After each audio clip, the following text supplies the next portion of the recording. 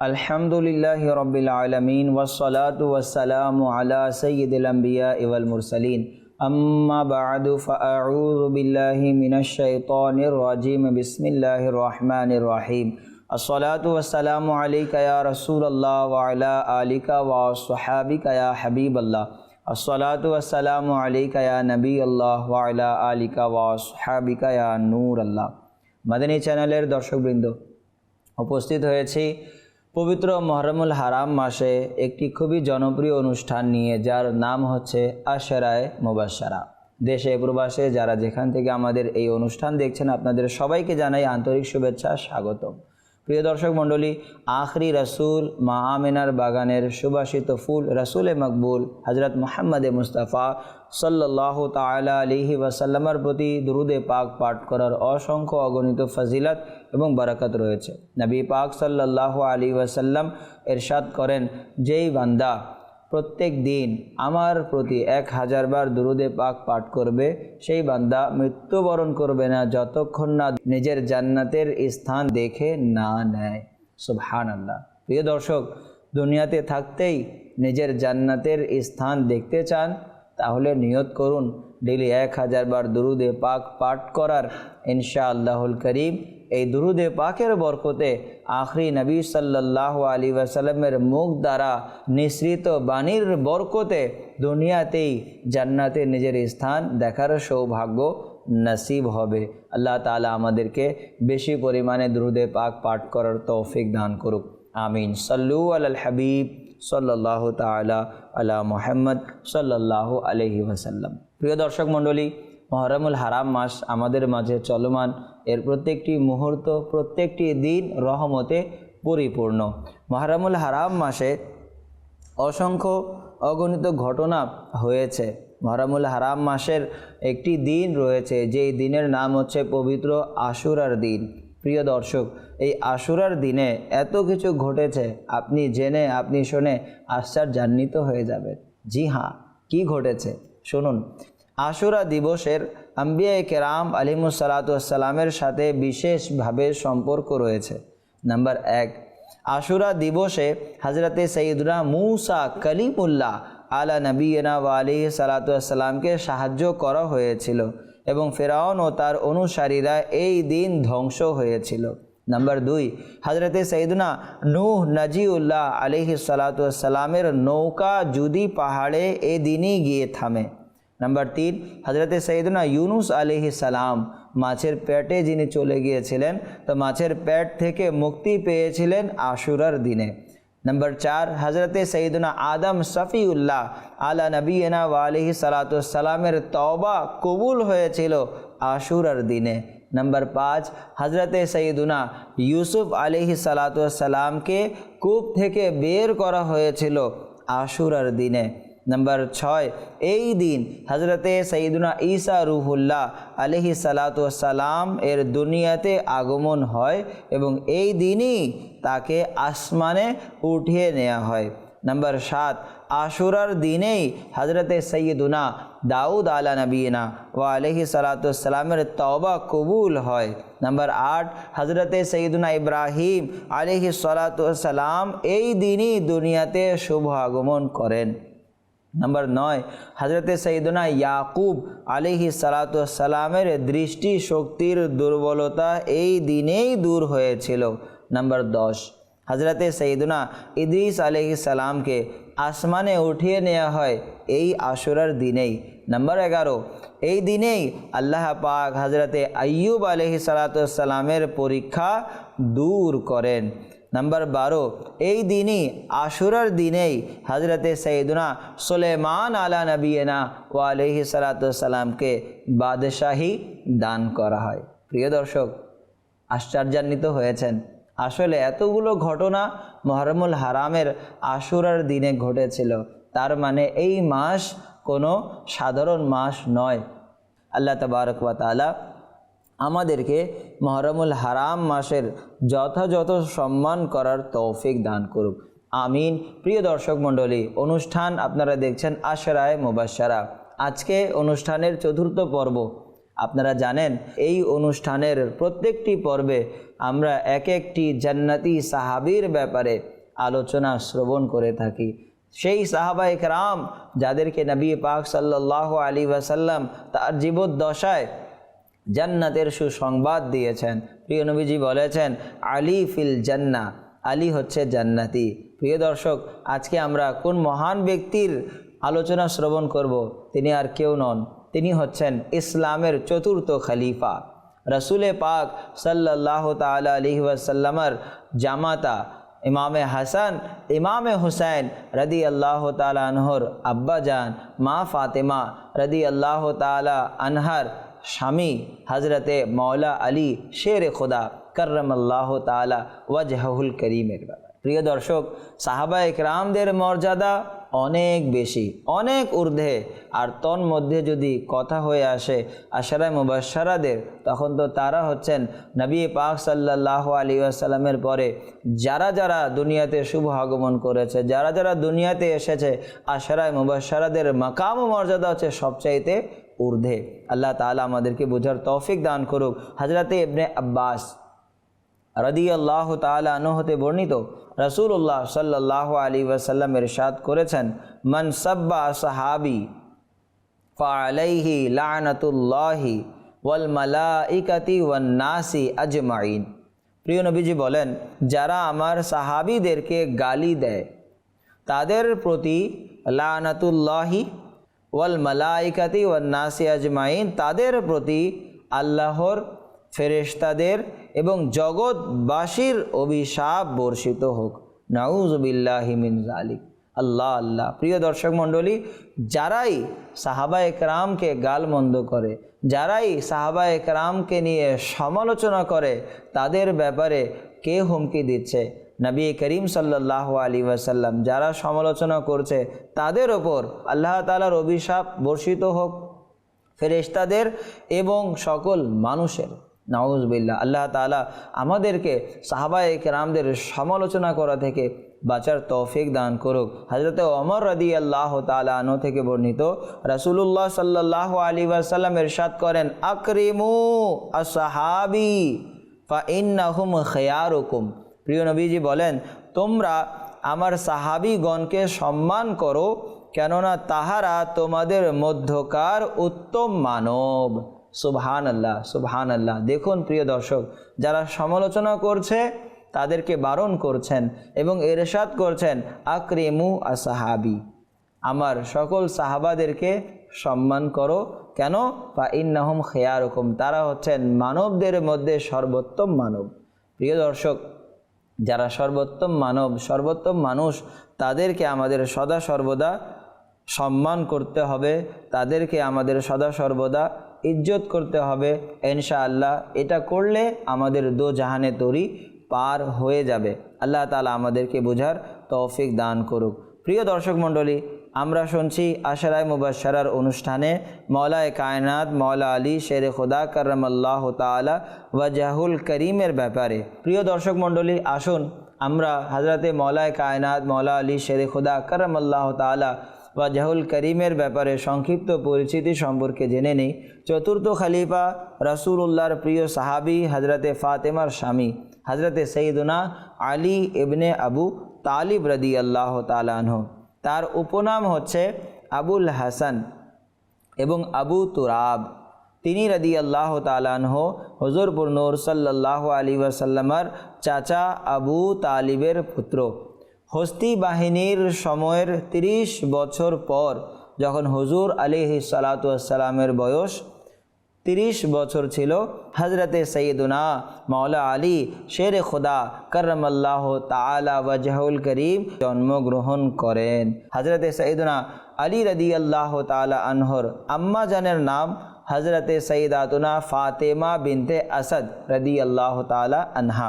হযরতে আলী রাদিয়াল্লাহু তাআলা আনহু 10 বছর বয়সে ইসলামের পতাকা তলে প্রবেশ করেন এবং হুজুর সাল্লাল্লাহু আলাইহি ওয়াসাল্লামের সংস্পর্শে ও প্রশিক্ষণের মধ্যে থাকেন।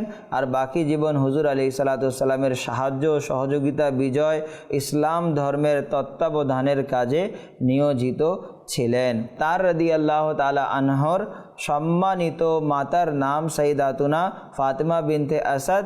নিজের পিতার নামের উপর ভিত্তি করে মওলায়ে কায়নাতের নাম হযরত আলীর নাম রাখেন হায়দার, আর পিতা তার নাম রাখেন আলী। হুজুর আলাইহিস সালাতু ওয়াস সালাম তিনি রাদিয়াল্লাহু তাআলা আনহুকে আল্লাহর সিংহ আসাদুল্লাহর উপাধি দান করেন। এছাড়াও মুরতাজা, कर्रार अर्थात फिरे फिरे आक्रमणकारी, शेरे खुदा, मुश्किल कोशा तार रादियाल्लाहु ताआला आनहुर विख्यात उपाधि। अल्लाहु আকবার। প্রিয় দর্শক, উসমানে গনি রাদিয়াল্লাহু তাআলা আনহুর গত পর্বে আমরা দানশীলতার ব্যাপারে শুনেছিলাম। আল্লাহু আকবার, আল্লাহু আকবার। মওলায়ে কায়নাত মওলা মুশকিল কোশা কাররামাল্লাহু তাআলা ওয়াজহুল করিমের ঈমান উদ্দীপক, ঈমান তাজাকারী একটি ঘটনা শ্রবণ করুন। হযরত আলী রাদিয়াল্লাহু তাআলা আনহু এবং ফাতেমাতুজ জাহরার বিয়ের পরে ঘরে দারিদ্রতার অবস্থা। ইমামে হাসান রয়েছেন, ইমামে হোসেন রয়েছেন, একটি খাদিমা রয়েছে যার নাম হচ্ছে ফিদ্দা রাদিয়াল্লাহু তাআলা আনহা। ঘরে খাবারের কিছুই নেই। জান্নাতি নারীদের সরদারনি হযরতে সাইয়্যিদুনা ফাতেমাতুজ জাহরা রাদিয়াল্লাহু তাআলা আনহা নিজের কাপড়ের এক জোড়া কাপড় মওলা আলী রাদিয়াল্লাহু তাআলা আনহুকে দিলেন যে আপনি যান, এটি বাজারে গিয়ে বিক্রি করে দিন এবং খাবারের জন্য কিছু নিয়ে আসুন। কয়েকদিন যাবৎ অতিবাহিত হয়ে গেল, ঘরে খাবার রান্না হয়নি, ক্ষুধায় পিপাসায় কাতর। হযরত আলী রাদিয়াল্লাহু তাআলা আনহু সাইয়্যিদা ফাতেমাতুজ জাহরা রাদিয়াল্লাহু তাআলা আনহার কাপড় নিয়ে যান বাজারে। বাজারে গিয়ে 6টি দিনারে তিনি বিক্রি করে ফেলেন। আসার পথে এক ব্যক্তির সাথে মওলায়ে কায়নাত মওলা মুশকিল কুশা কাররামাল্লাহু তাআলা ওয়াজহুল করিমের সাথে সাক্ষাৎ হয়। এক ব্যক্তি উট নিয়ে দাঁড়িয়ে আছে। হযরত আলীকে বলে, আলী, উট ক্রয় করবে? হযরত আলী রাদিয়াল্লাহু তাআলা আনহু বলেন, ক্রয় তো করে নেব, কিন্তু বর্তমানে তোমাকে দেওয়ার টাকা আমার কাছে নেই। সে বলল, পরে দিয়ে দিও, আগামীতে দিয়ে দিও। হযরত আলী রাদিয়াল্লাহু তাআলা আনহু উট ক্রয় করে দিলেন। কত? 100 দিনারে। হযরত আলী রাদিয়াল্লাহু তাআলা আনহু সেই উট নিয়ে আসছেন। রাস্তায় আরেক ব্যক্তির সাথে সাক্ষাৎ।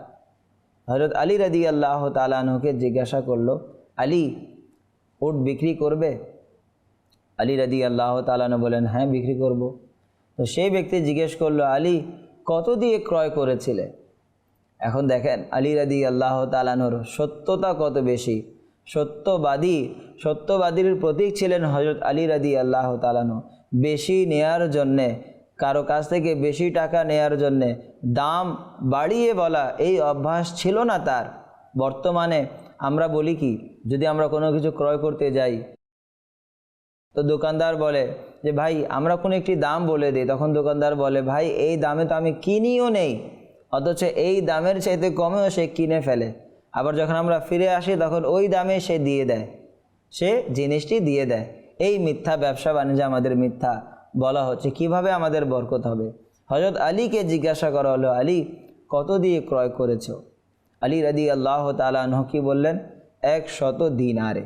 তো সেই বান্দা বলল, 160 দিনার তোমাকে দিব, 60 দিনার বেশি দিব, আমাকে বিক্রি করে দাও। হযরত আলী রাদিয়াল্লাহু তাআলা আনহু ওই উট ওই ব্যক্তির কাছে বিক্রি করে দিলেন। 160 দিনার নিয়ে তিনি ফিরছেন। আবার রাস্তায় প্রথম ব্যক্তির সাথে, যিনি প্রথমে উট বিক্রি করেছিল, তার সাথে সাক্ষাৎ হলো।